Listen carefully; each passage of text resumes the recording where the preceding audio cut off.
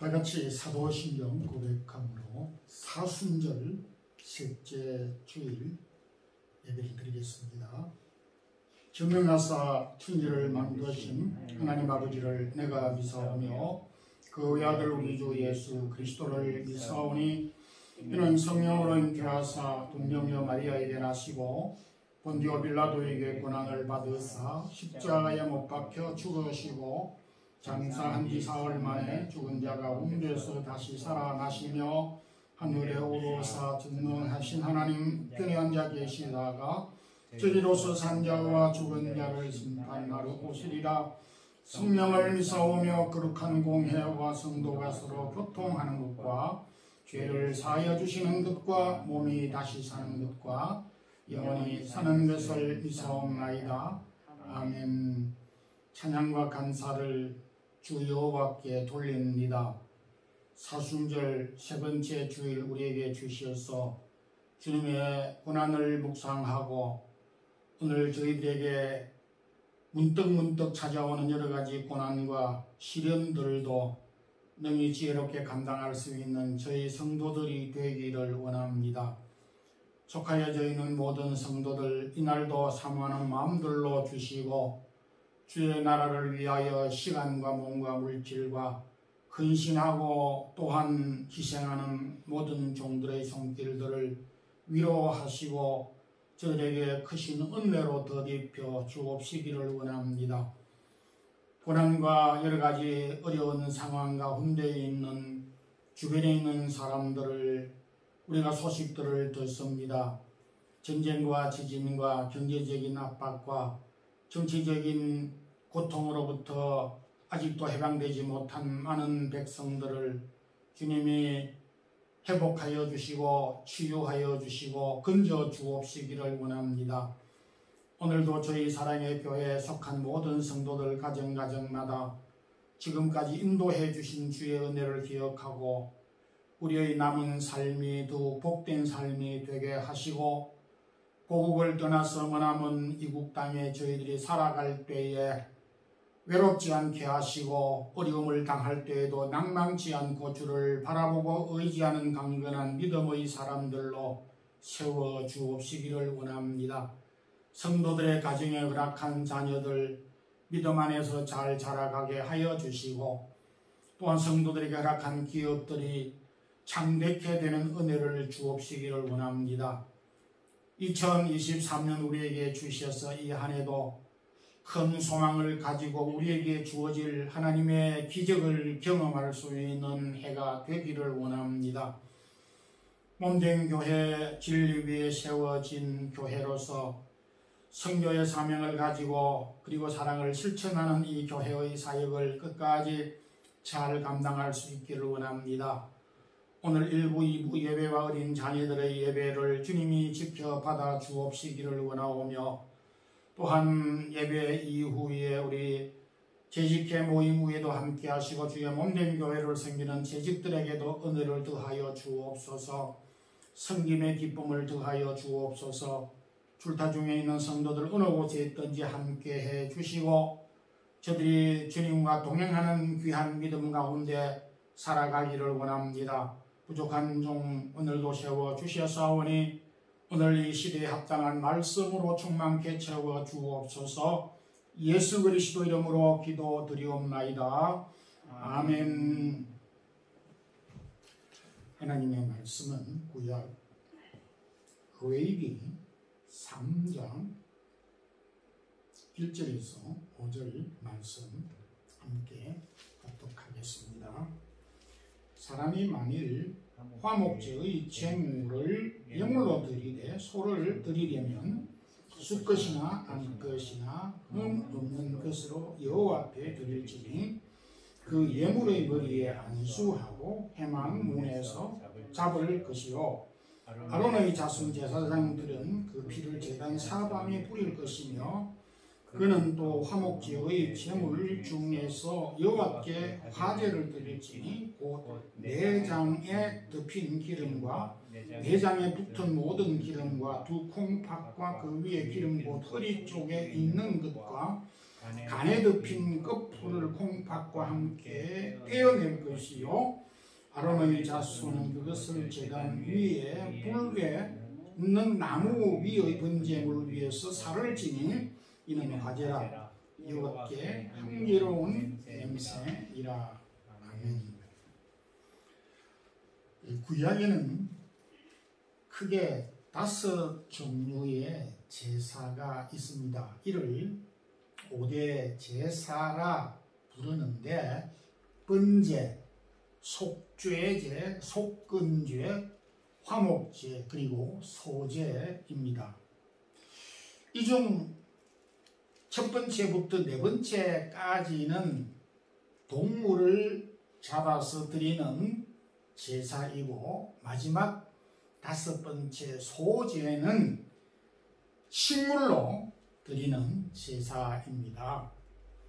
오늘은 이 레위기 전반에 기록되어져 있는 내용들을 통해서 구약 화목제사가 주는 신약적인 교훈이라는 말씀으로 은혜를 나누도록 하겠습니다. 먼저 구약의 여러 제사들 가운데 화목제사의 그 구약적인 의미와 그리고 신약적인 그 의미가 어떻게 연결되고 구약의 화목제가 신약에 주는 교훈이 무엇일까 하는 것을 우리가 이해하고 또 우리의 삶에 적용하는 것이 매우 중요하다 생각이 됩니다. 화목제사라고 하는 것은 그 이름과 같이 화목, 화평이라는 그런 뜻을 가지고 있습니다. 즉 하나님과 사람과의 그 화평과 화목을 의미하는 것이고 그리고 사람과 사람 사이의 관계 속에서 화평과 화목을 의미하는 것입니다.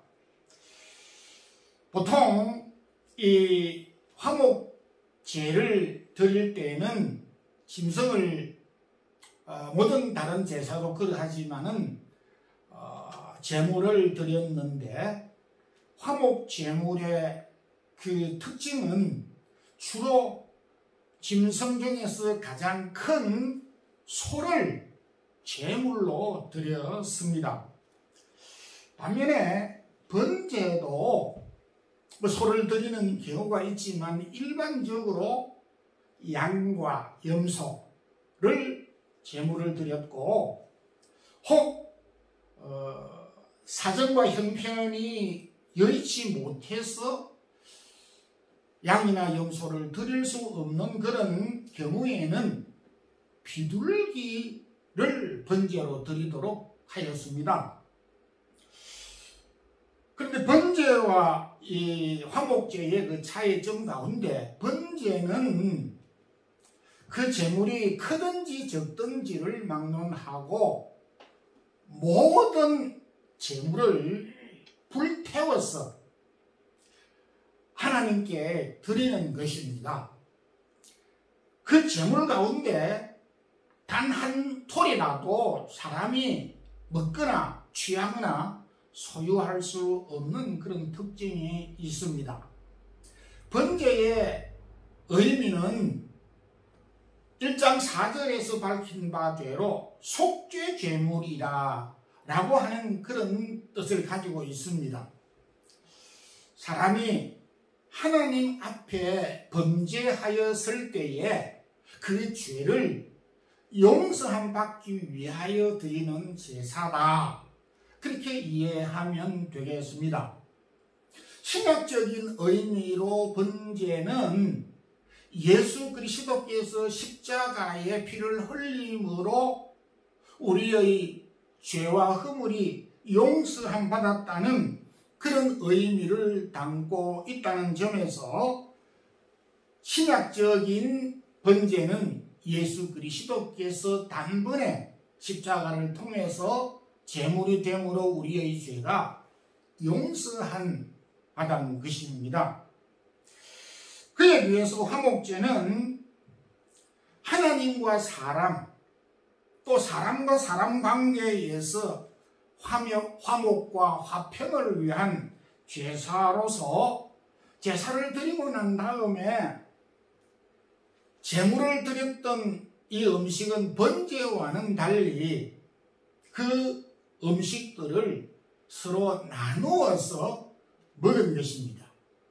자, 이 제사의 제도를 통하여서 우리가 느낄 수 있는 것은 먼저 하나님 앞에 제물을 드린 다음에 그 제물을 모두 제사에 참여했던 사람들이 즐겁게 나누어 먹는다라고 하는 것은 이 음식을 나눔으로 화평과 화목을 이루게 된다는 것을 우리가 이해할 수 있게 됩니다. 그래서 제사를 드리고 난 다음에 제물을 서로 나누어 먹기 위해서는 비둘기를 제사로 드린 다음에 그 많은 사람들이 어떻게 그 음식을 나누어 먹을 수 있겠습니까? 뭐 양도 염소도 적은 동물은 아니지만은 뭐 수십 명이 모였을 때에 부족할 것입니다. 그러나 소는 사람들이 아무리 많이 참여를 해도 조금씩 다 나누어 먹을 수 있다는 점에서 화목제의 제물을 소를 드리는 경우가 많았던 것입니다. 놀라운 것은 이 3절에도 밝혀 말하고 있는데 내장과 콩팥, 간 사이에 기름들이 가득 끼어져 있습니다.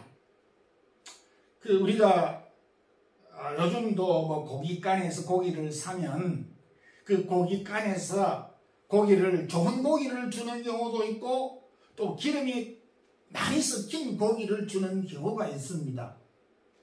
저도 옆에서 고기를 사는 것을 가만히 보면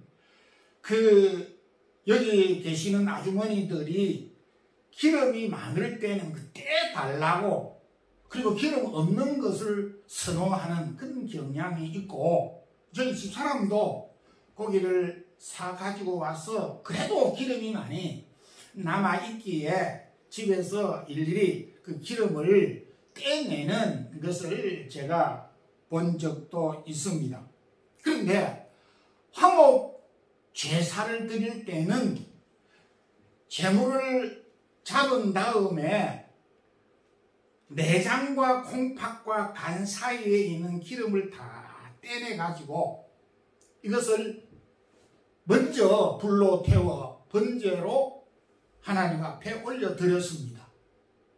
그러면 하나님은 그 사람에게 별로 좋지 않는 이 기름을 하나님이 받으시고 좋은 고기는 사람들이 나누어 먹도록 했다라는 것을 발견하게 됩니다. 요즘은 의학이 발달이 돼서 기름이 사람의 몸에 그렇게 별로 좋지 않다라고 하는 것을 알고 있습니다. 그래서 기름을 일부러 이렇게 먹지 않으려고 떼서 버리는 경우가 있습니다. 그런데 구약에서는 기름이 좋은지 살코기가 좋은지 물론 맛을 보면 살코기가 더 맛있을 수가 있을 것입니다만은 오늘날과 같이 기름이 사람의 몸에 해롭다고 하는 것까지는 아마 몰랐을 것으로 추정이 됩니다. 그런데 하나님은 화목제를 드릴 때에 기름들을 모조리 다 떼가지고 불에 태워서 하나님께 화제로 드리고 나머지 살코기들을 사람들이 나누어 먹으라 그렇게 말씀하셨습니다. 이게 화목제물인 것입니다. 하나님은 자기 사랑하는 백성들을 얼마나 사랑하셨는가. 사랑하는 자기 백성들의 건강까지 생각하셔서 먹으면 안 되는 부분은 모두 떼서 불에 태우도록 했고 살코기만 나누어서 먹도록 하였습니다. 참으로 놀라운 일이 아닐 수가 없습니다.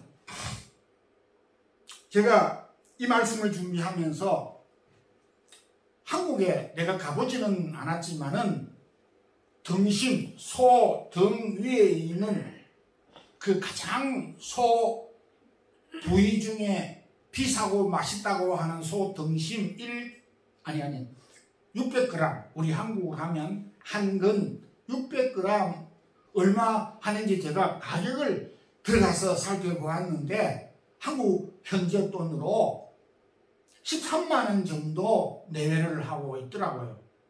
1kg도 아닌 600g을 100유로 정도 된다고 보는데 오늘날에도 한국 사람들이 소 등심을 자유자재로 못 사먹고 있다는 것입니다. 제가 어린 적을 기억해 보면 소 등심이 있는 줄도 모르고 맛있는 줄도 몰랐습니다. 소 부위에 어떤 고기든 그거 상관없이 1년에 한두 차례 소고기 국을 먹는 것도 한두 번 정도 그 이상 기억이 잘 안 된다라는 것입니다. 그렇다면 저희들이 살고 있는 이 시대에도 소고기를 제대로 먹을 수 없었다면 3000년 전에 그 이상 시대의 백성들이 어떻게 소고기를 자재로 먹을 수 있었겠느냐. 그러나 화목 제물을 통해서 소고기를 근처에도 가지 못하고 구경도 못하는 사람들이 이 화목 제사를 통해서 소고기를 먹을 수 있다라고 생각을 할 때에 이 화목 제사가 주는 의미가 무엇이겠습니까? 고기를 먹지 못하는 가난한, 구경도 못하는 어려운 가난한, 형편이 못 되는 그 사람들도 먹을 자격이 있다 이거지. 부산만이 돈 있는 사람만이 아닌 어려운 사람도 화목 제사에 참여해서 고기를 공평하게 먹을 수 있다 이거예요. 이게 뭡니까? 구약의 화목 제사의 신약적인 교훈은 하나님의 사랑, 이웃 사랑을 나타내고 있다는 것을 알 수가 있습니다. 성도 여러분, 화평이 얼마나 소중한지 아십니까? 마태복음 5장 23절에 보게 되면 너희가 예물을 제단에 드리려다가 이웃에게 원망 들을 만한 일이 생각나거든 예물을 잠깐 두고 그리고 원망 들을 만한 그 이웃에게 달려가서 서로 화목한 다음에 다시 돌아와서 예물을 제단 앞에 드릴지니라. 예수님께서 가르쳐 주신 교훈입니다. 그러니까 구약적인 의미로 하면은 제사, 신약적인 의미로 하면은 예배보다도 더 우선적으로 관심을 가져야 할 부분이 화목이고 화평이라는 것입니다. 대인관계에 있어서 우리가 화목하지 못하고 화평하지 못하고 예배를 드린다라고 하는 것은 예배가 아니다라는 말로도 해석할 수가 있는 부분이기도 합니다. 골로새서 1장 20절에 십자가의 피로 화평을 이루사.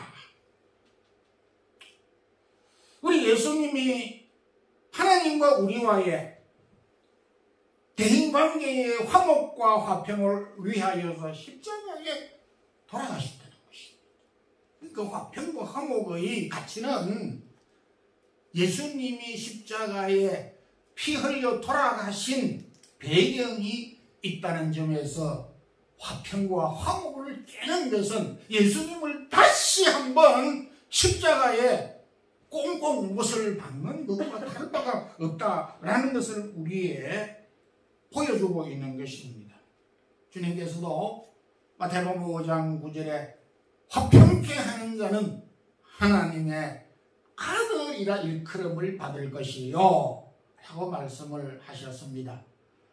화목케 하고 화평케 하는 피스메이커가 되는 우리 성도들이 되기를 소망합니다. 아멘. 구약의 화목 제사는 감사 제사입니다. 화목제를 다른 말로 감사제, 서원제라는 말로 불려졌습니다. 카톨릭 7장 16절, 15절에 보게 되면 감사함으로 드리는 화목제라고 화목제의 수식어를 감사함으로 드리는 화목제라 그렇게 말하고 있습니다. 그러니까 화목을 이루기 위해서는 기본적으로 우리가 감사하는 마음이 우선되어야 비로소 화목에 이를 수 있다는 의미가 되는 것입니다. 그런 점에서 우리의 이 삶 속에서 감사하는 마음을 늘 기억하고 가져야 된다는 것을 발견할 수 있습니다. 참 우리는 평범한 일에 왜 그렇게 감사가 인색한지 모르겠습니다. 매일 밥 먹는 게 제가 요즘 집사람이 한국 가는 바람에 하루 3번씩 이 식사를 챙겨 먹는 것이 간단치 않다라는 것을 제가 발견해 보면서 정말로 하루에 3번씩 2번씩 식사를 한다는 것이 평범한 일이 아니다. 매우 가치 있고 매우 놀랍고 매우 감사한 일이다 라는 것입니다.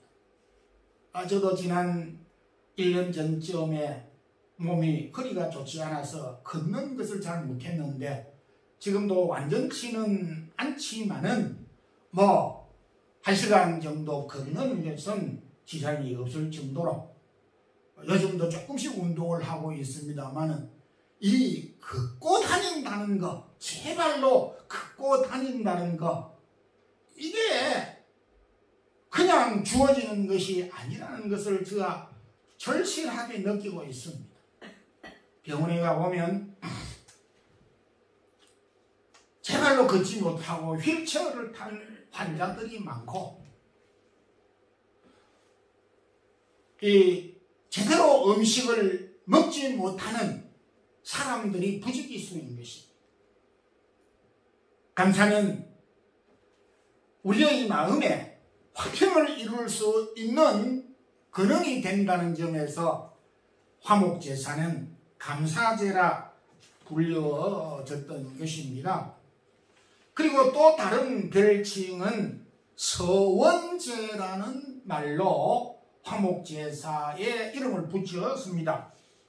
서원이라고 하는 것은 신약적인 개념은 아니지만은 구약의 하나님과 약속을 가리키는 것입니다.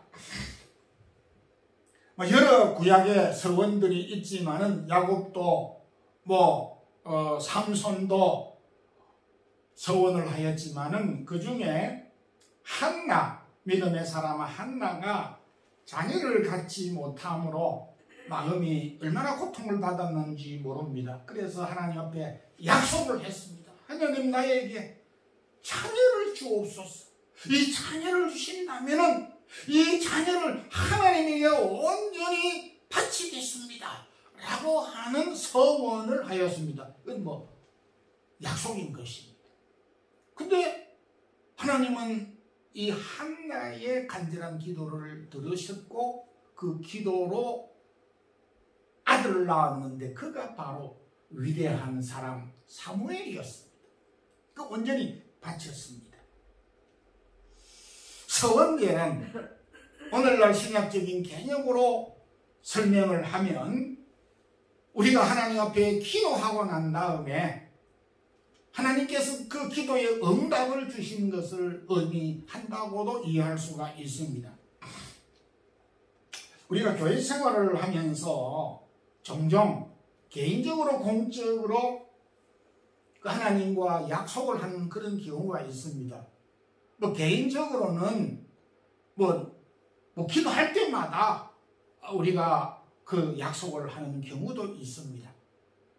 그리고 이제 공적으로는 그렇게는 많지 않지만은, 그러나 우리가 교회 생활을 하다 보게 되면 기본적으로 이 서약을 하는 그런 경우가 있습니다. 가장 먼저 우리가 학습과 세례와 입교를 받을 때에 공적으로 하나님 앞에 서약을 하는 것입니다. 교인으로서 의무와 그리고 권리를 바르게 이행하고 교회 관할, 지리에 복종하고 교회 화평과 덕을 세우기로 서약하십니까? 좀 구체적이진 않지만은 이 의미 안에는 매우 소중한 내용들이 담겨져 있습니다. 그런 점에서 우리가 적어도 세례를 받고 교회 안에서 막 악의 다툼을 하고 말로서 막 그냥 헐뜯고 비방하고 하는 것은 서약을 어긴 것이에요. 교회의 덕과 화평을 세우기로 서약하십니다라고 하나님과 교회 앞에서, 사랑 앞에서 서약을 해놓고 기분 나쁘다고 막 그냥 큰 소리를 치고 다투고 이렇게 하는 것은 서약 위반인 것입니다. 결혼을 할 때도 우리가 공적으로 서약을 합니다. 부부 둘만이 아니라 결혼을 할 때 서약은, 우리 그리스도인의 서약은 부부, 당신과 내가 좋으면 부부가 된다, 이렇게 생각하는 경향이 이 세상 사람들은 있지만 그게 아닙니다. 결혼의 원리는 그게 아닙니다. 기본적으로 부부가 서로 마음을 맞고 서약을 하고 고백을 하는 일이 있지만은 이 두 사람의 고백이 공적인 교회 앞에서와 하나님 앞에서의 약속인 것이, 기쁠 때나 슬플 때나 병들 때나 부유하거나 가난하게 되는 어떤 경우에도 서로 사랑하며 존중히 여기고 서로 도와주기를 서약하십니까? 라고 예! 라고 철석같이 했는데 이렇게 그렇게 하지 못하는 경우가 얼마나 많습니까? 이거 우리가 하나님 앞에서 약속은 약속이고 현실은 현실이다, 이렇게 우리가 분리하는 것은 옳지 않은 행동인 것입니다. 참 우리가 화평을 이루기 위해서 우리가 적어도 했던 약속을 이루어야만이 화평과 화목이 이루어질 수 있는데, 약속한 것조차 이루어지지 못하고 지키지 못하니까 무슨 화평이 깃들고 화목이 깃들겠습니까? 나아가서 우리가 직분을 받을 때 해도 마찬가지인 것입니다. 이 직분을 받고 하나님의 은혜에 의지하여 진실한 마음으로 힘써 지키기로, 믿음을 지키기를 서약하십니까? 라고 하였을 때에 우리 서리 집사님도 서약을 하고, 안수 집사님도, 그리고 권사님도, 장로도, 목사도 이 직분을 받을 때 굳게 교회와 하나님 앞에서 약속을 하는 것입니다. 다윗은 시편 15편 4절에 그의 마음에 서운한 것은 해로울지라도 변치 아니하고, 약속을 했는데 나한테 손해가 많은 것입니다. 그래도 약속한 것을 지키도록 힘써야 한다라는 것을 우리에게 교훈해 주었습니다. 성도 여러분, 화평이 어떻게 이루어집니까? 화목이 어떻게 이루어집니까? 가정에 어떻게 화목이 이루어지고 부부가 어떻게 화목하고 하나님과 나와의 관계가 어떻게 화목하고 화평하게 됩니까? 내 마음에 감사하는 마음과 내 마음에 하나님 앞에서, 사람 앞에서 약속한 것을 지킬 때에 화평이 이루어진다라는 것을 우리에게 교훈해 주셨으므로 오늘도 우리의 마음에 감사하는 마음과 약속한 것을 잘 기억하고 지킬 수 있는 우리 성도들이 되기를 소망합니다. 구약의 화목제사의 신약적인 교훈은 자원하는 마음입니다. 화목제의 독특한 특징은 의무가 아니라는 점입니다. 죄를 지었을 때에 번제를 드리라 그래놨어요. 제사장에게 가서 제사장은 이렇게 저렇게 하라고. 제사장이 범죄를 하였을 때는 일반 사람들이 지은 죄와는 더 과중하니까 제물도 큰 소를 제물로 드리라 이렇게 규정을 하고 있는 데 비해서 화목제는 드리라, 이런 제물을 드리라 하는 것이 없습니다. 레위기 7장 16절에 보게 되면은 그래서 자원함으로 드리는 제사, 화목제사 이렇게 했습니다. 참 하나님은 우리에게 뭐 명령만 하시는 분이 아니라 우리에게 의지를, 우리의 결단을, 우리의 행동을 너무나 가치 있고 소중하고 존경히 여기시는 분이시다는 것을 알 수가 있습니다. 오늘 우리가 읽었습니다마는 소를 드리려고 하면 그 소를 드리라 했습니까? 그 비싼 소를?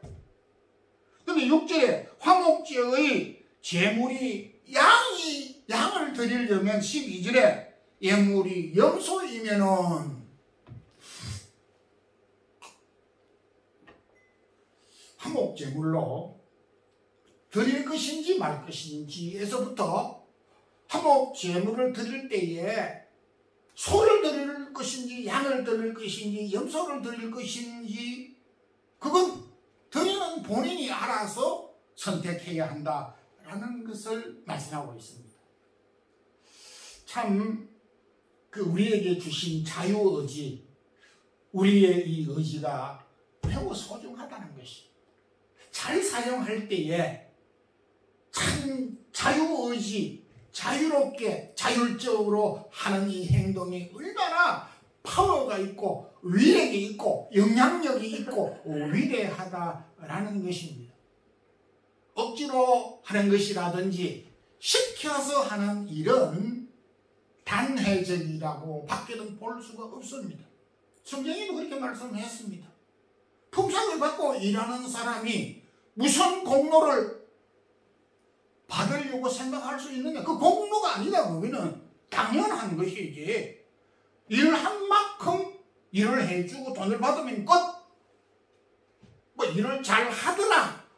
그 정도는 말을 할 수 있지만은 거기에 뭐 공로가 있을 수가 없는 것입니다. 그러나 내가 자원된 마음으로 자율적으로 행한 일은 끊임없이 회자되고 끊임없이 그 영향력이 미쳐진다는 것입니다.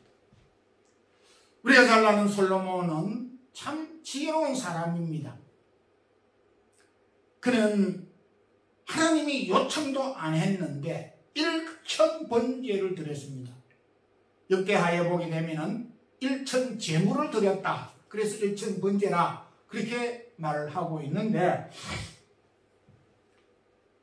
뭐 거기에 소도 있고 양도 있고 염소도 있었겠지만은 어쨌든 1000마리 희생을 해서 화목제물을 번제를 드렸습니다. 이게 솔로몬이 1000번제가 드린 것이 바로 화목제입니다.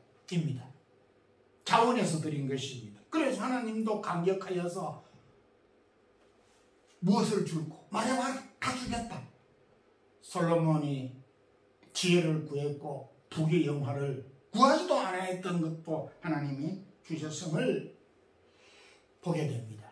제가 어린 시절에 시골에 자라서 모내기도 하고 또 추수도 할 때에 주인은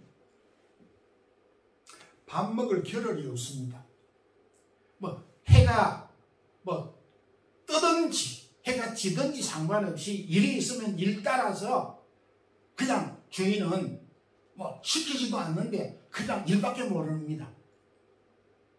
근데 품삯 하루 일당을 받고 일을 하는 품꾼, 일꾼은 대충 몇 시부터 몇 시까지 그렇게 정하고 하루 일을 하고 일당을 주고 받고 합니다. 근데 보통은 해가 넘어간다든지 또 6시가 됐다든지 하면 시간 딱 되면은 그냥 일이 많이 남아있든지 적게 남아있든지 상관하지 않고 그냥 일을 그만둡니다. 그 주인과 이 품꾼의 차이는, 주인은 시키지 않았는데 자율적으로 자원된 마음으로 일을 하는가 하면은, 품꾼은 돈 받기 위해서 일을 하는 것과 이런 차이가 있기 때문에 능률적인 면에서, 태도적인 면에서 차이가 있습니다. 부모의 사랑이 이 세상에서 가장 크고 위대하다라고 이구동성으로 말하는 여러 이유 중에 하나는 그 무엇이겠습니까? 어머니가, 아버지가 자식을 사랑하는 것은 의무적으로 하지 않고 시키지도 않았는데, 이만큼 하면은 됐는데, 이만큼 하면은 충분히 부모로서 다 했는데도 불구하고 모자라는 듯 더 없이 계속하여서 사랑을 베풀고 또 은혜를 베풀고 더 주고 하는 마음에서 비롯된 것이기 때문에 부모의 사랑이 감동적이고 크고 위대하다라고 말을 하는 것입니다. 베드로 사도는 사역자들에게 한 가지 사역의 원칙을 말했습니다. 억지로 하지 말고 자원된 마음으로 하라. 이게 사도 베드로가 사도로서 그가 마음심 중에 깊이 되새겼던 그 한마디 말인 것입니다. 공부하는 학생들, 그럴 때도 있겠죠. 부모가 공부를 하라고 하니까 억지로 공부를 할 때도 있겠지요. 근데 그거는 공부가 아닌 것입니다. 적어도 내가 차원된 마음으로 공부를 하고, 내가 적어도 스스로 판단을 해서 우리가 목표를 세우고 일을 할 때 그것이 진정한 사역자이고 일인 것입니다. 회사 일도 그렇습니다. 때때로 억지로 해야 될 때가 있습니다만은 억지로 일을 할 때 회사에 오래 일을 할 수가 없는 것입니다.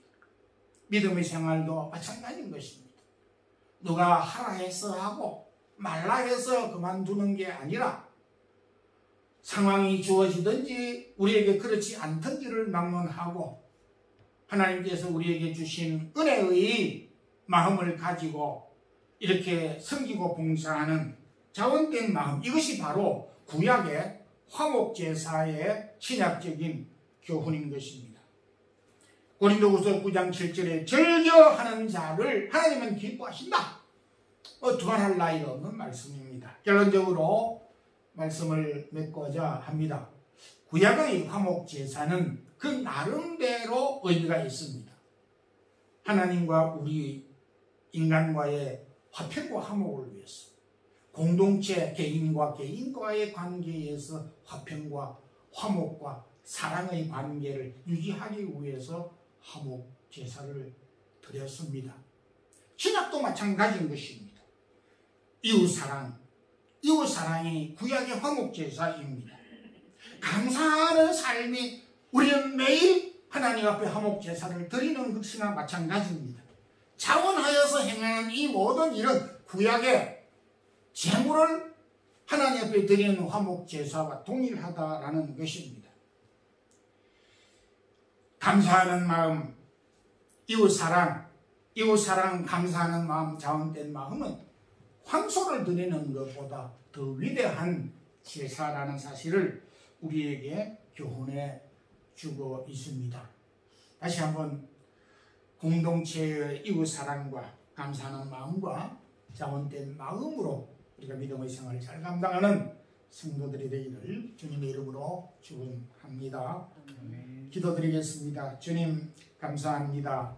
오늘도 복된 선의를 주셔서 구약의 성도들이 하나님 앞에 여러 가지 제사를 드렸지만은 화목제사를 자원된 마음으로 드렸던 것과 같이 오늘도 신약교회를 살아가는 저희 성도들도 이 화목제사를 날마다 드릴 수 있기를 원합니다. 이웃사랑, 감사하는 마음, 자원된 마음은 하나님 앞에 매일같이 드리는 화목제사임을 말씀해 주셨습니다. 하나님 아버지, 화목 제사를 날마다 드리는 우리의 성도들의 삶이 되게 인도해 주옵소서. 시간과 몸과 물질을 주 앞에 드린 성도들이 있습니다. 사랑하는 성도들의 가정과 자녀들과 기업을 축복해 주시옵소서. 주 예수 그리스도의 크신 은혜와 하나님 우리 아버지의 무한하신 사랑과 성령의 교통하시며 우리와 임마누엘로 동행하시는 역사가 오늘도 이웃 사랑과 감사하는 마음과 자원된 마음을 가지고 주를 섬기는 주의 사랑하는 모든 성도들에게 이제부터 영원토록 함께 있을지어다. 아멘.